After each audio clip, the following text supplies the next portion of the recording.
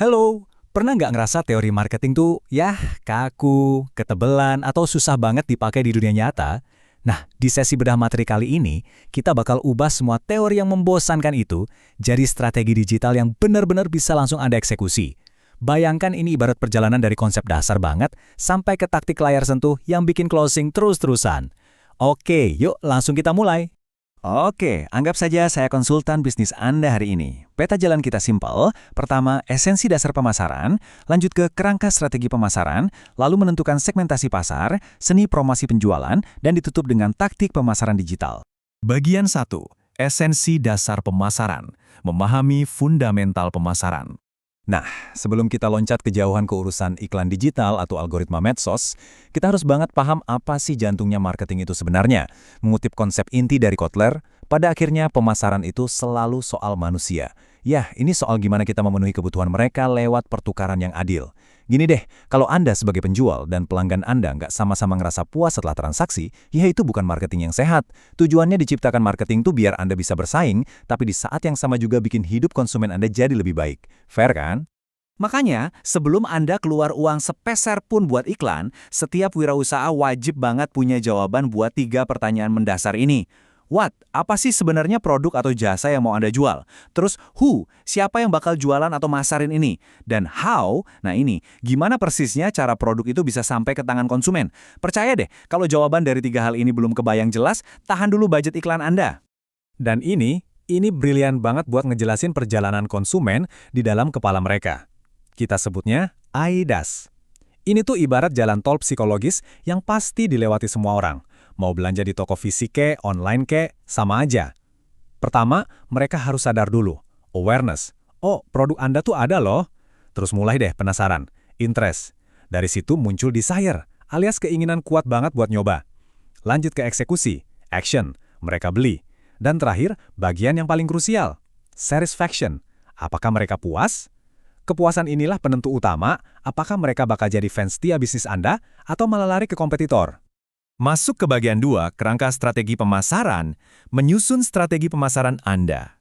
Oke, kita udah paham apa yang terjadi di kepala konsumen. Sekarang, kita geser ke dapur kita sendiri.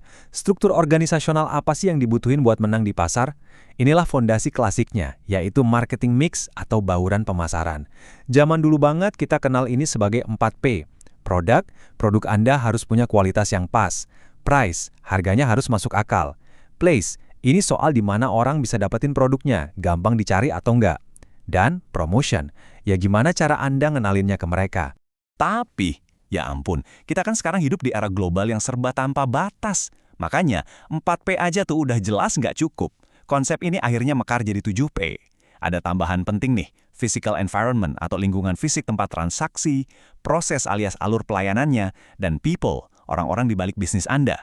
Saran saya buat Anda para pengusaha modern, cobain deh analisis perilaku pelanggan Anda dari ke-7 titik sentuh ini. 1 titik aja meleset, pelanggan bisa langsung pindah ke merek lain loh. Nah, di luar bauran pemasaran tadi, ada satu pendekatan yang keren banget namanya marketing relationship strategy. Maksudnya apa? Intinya tuh simple banget, tapi efeknya luar biasa besar. Jangan pernah jalan sendirian. Serius, bangun aliansi. Ciptakan kerjasama bareng pihak lain, baik di dalam maupun di luar organisasi Anda. Dengan kerjasama yang saling menguntungkan ini, Anda bisa nekan risiko bisnis secara drastis, buka akses pasar yang tadinya ketutup, dan pastinya bikin bisnis Anda jauh lebih tahan banting untuk jangka panjang. Lanjut ke bagian 3, menentukan segmentasi pasar, menemukan audiens sejati Anda. Strateginya udah ada nih, tapi masalahnya, kita ini mau jualan ke siapa sih tepatnya? Disinilah kita butuh yang namanya segmentasi pasar pakai teori STP, segmenting, targeting, dan positioning. Gampangnya, kita memecah pasar yang tadinya luas banget, jadi kelompok-kelompok kecil yang jelas, bisa diukur dan pastinya menguntungkan. Biar nggak pusing sama teorinya, yuk kita ambil contoh nyata. Coba pikirin merek yang tiap hari kita lihat. Siapa sih sebenarnya target pasar air mineral Aqua? Apakah beneran semua orang? Atau jangan-jangan orang berduit aja? Nah, yang benar-benar jenius di sini adalah cara Aqua membedah pasarnya.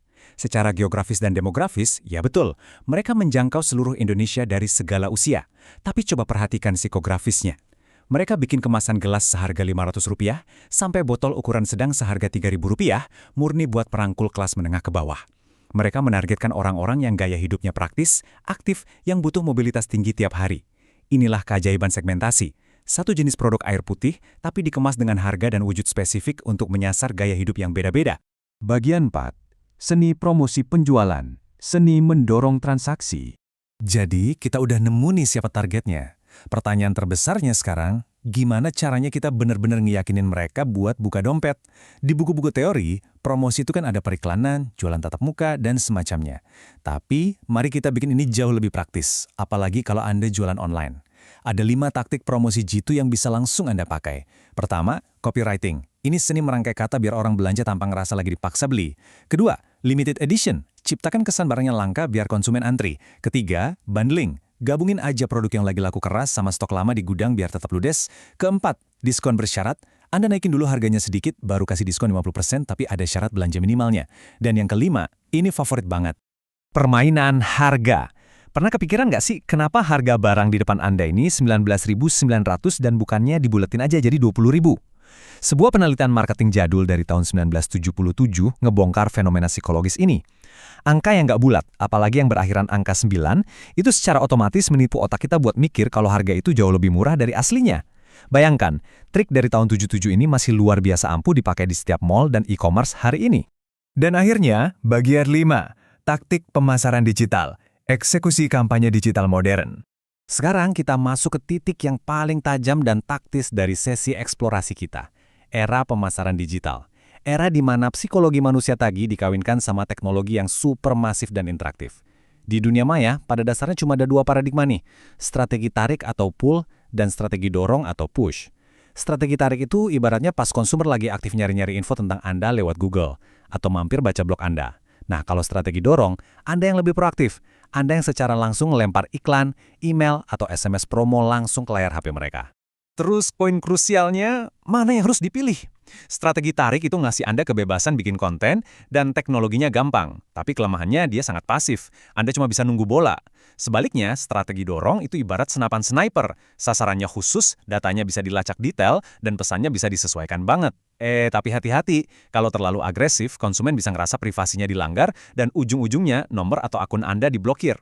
Biasanya sih, nyampur kedua strategi ini bakal jadi racikan yang paling pas. Ngomongin pemasaran digital, pastinya kita nggak bisa lepas dari media sosial. Kenapa sih semua bisnis wajib nongkrong di sana? Jawabannya jelas banget. Media sosial itu secara drastis memangkas habis biaya periklanan. Ini bikin arenanya jadi setara. Bahkan buat pengusaha rintisan yang nggak punya anggaran iklan raksasa. Lewat sosmed, Anda bisa nargetin konsumen dengan sangat akurat. Bisa update rilis produk detik itu juga. Dan yang paling penting, Anda bisa berinteraksi ngobrol layaknya teman sama audiens Anda. Cara yang sangat ampuh buat ngebangun brand awareness.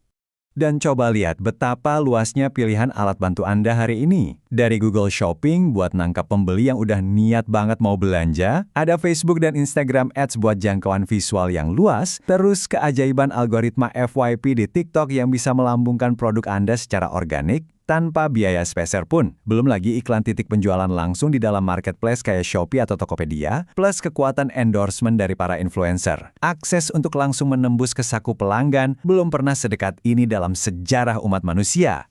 Wah, nggak kerasa kita udah membedah perjalanan panjang dari teori fundamental sampai tembus layar ponsel pelanggan Anda. Kita udah sepakat kalau inti marketing adalah memuaskan kebutuhan konsumen, kita udah susun 7P, bongkar rahasia psikologi harga 19.900, dan merangkul kekuatan digital zaman now. Nah, sekarang pertanyaannya ada di tangan Anda.